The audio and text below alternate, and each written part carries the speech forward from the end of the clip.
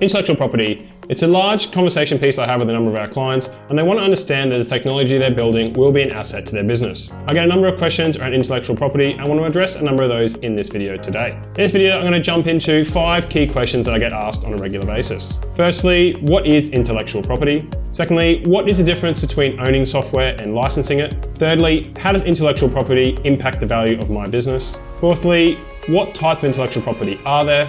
And finally, how do I protect my intellectual property? Now, before I jump into this video, I want to make it clear that I am not a lawyer. I'm giving my opinion on these topics. And if you do want to lock down your intellectual property, I do highly recommend you talk to an intellectual property lawyer. While this is a good starting point for information, it's always best to run this past a legal professional. Without further ado, I'm Matt Grace, Managing Director of Flying Donkey. Let's get into it.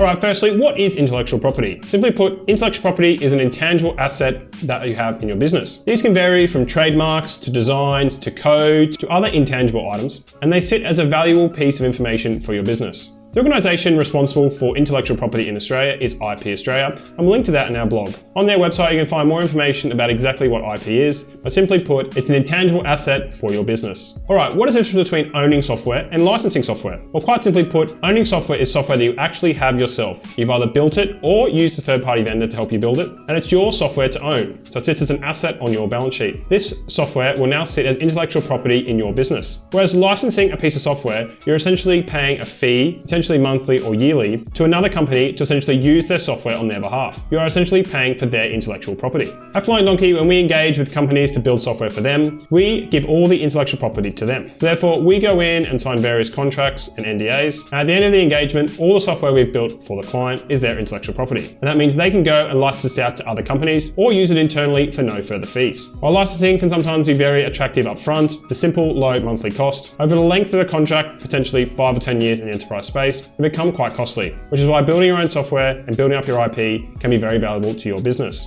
How does intellectual property impact the value of your business? Well, let's put it simply, 80% of the value in S&P 500 companies is caught up in intellectual property. If you have to think of the big companies in the S&P, like Facebook, Google, or Microsoft, they have a lot of intellectual property in software. This software is a huge asset for them, and this software is what they license out to other companies and make their revenue on overall. Another interesting way to value intellectual property is to look at some court cases that have settled. Apple and Samsung had a court case where they were fighting over whose intellectual property was in the phones. Now, at the end, there was no really disclosed sum, but it's understood that over $500 million was paid to settle that court case. This just gives you an idea of how valuable intellectual property can be, not only to save you from paying licensing fees, but also being a way to bring revenue into your business. So rather than looking at it as a cost-cutting measure, you can really get on the front foot and start earning revenue off your IP. Alright, what type of IPs are there?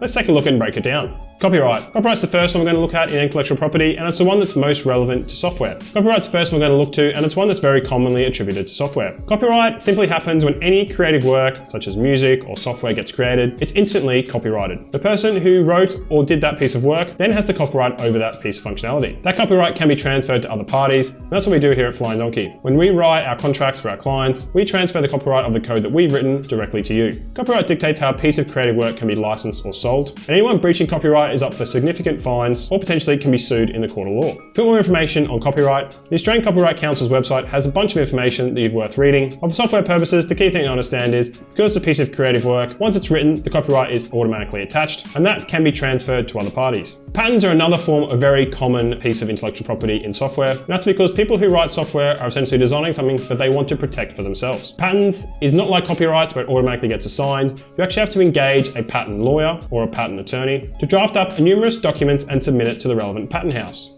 A good example of the use of patents is the Tesla packs that were introduced at Hornsdale. Over 157 US patents were used in those battery packs, and it's what gives Tesla the edge on what they design. Now, in order for Tesla to get those patents, they had to draw schematics and diagrams explaining exactly what they were, and submit them to the US patent house to get them approved. Patents will then sit as valuable assets on Tesla's books, and that's where the intellectual property can be. A couple of key things to keep in mind about patents. Firstly, they don't last forever, and they will take a limited amount of time depending on what type of patent you apply for. Some range from 5 to 100 years, and they will expire and therefore be in the public domain. Once they are in the public domain, they're non-infringing enforceable and can't be licensed, and therefore are open to work for other people to use. The other key thing to remember is that patents are registered in the countries themselves. So a patent registered in Australia is different to a patent registered in America. Therefore, if you're looking for worldwide patents, make sure that the country you register your patent in is part of the patent treaty. 153 countries are part of this treaty, and it means if you do get a patent in one of those countries, you're protected in those other countries. Otherwise, if the country you're registering the patent is not as part of that treaty, you're unfortunately not covered in that country. Software is a very common thing to both get copyrighted and patented, and it's a key way that allows people to license out their products to other people.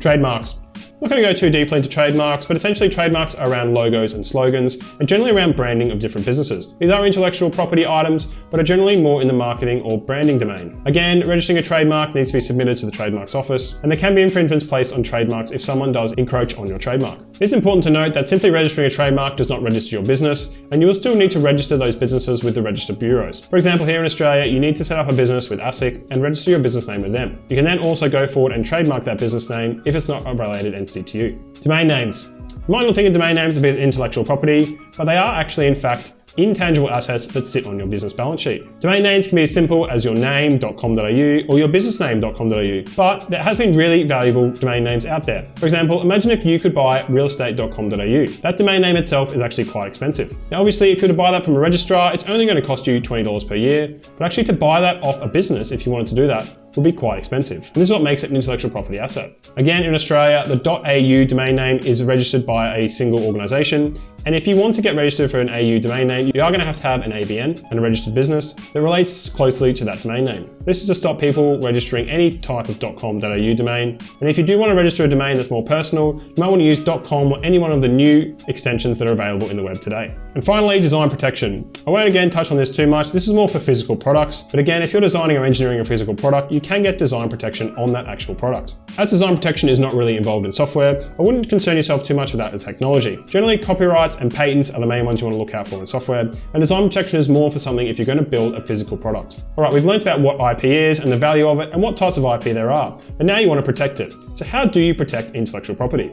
Well, first and foremost, as I said at the outset, you need a good IP lawyer. The IP lawyer will not only register your intent for the various intellectual property that you want to do, be that a patent or trademark, they'll be able to enforce the action if someone encroaches on your patent or trademark. Make sure they register with all the relevant agencies. Make sure you add the copyright symbol on any work that you do. Make sure you add licensing terms to any of your websites or promotional material. Practice good cybersecurity policies so that none of your intellectual property can be stolen. And finally, if someone does infringe on your intellectual property, know that it's an asset in your business you need to protect, and you will need to enforce court action against them. All right, I hope that's been informational for you. Intellectual property is a really big part of software, and it is sometimes forgotten. Software is an asset that sits on your business balance sheet, and it can really overall increase the value of your business. Again, here at Flying Donkey, when you build software with us, you keep the full intellectual property rights, and therefore that gives you lots of flexibility to either license that out to other companies or use the software free of charge for yourself. If you have any other questions on building software or how intellectual property relates to your business, feel free to reach out and have a chat.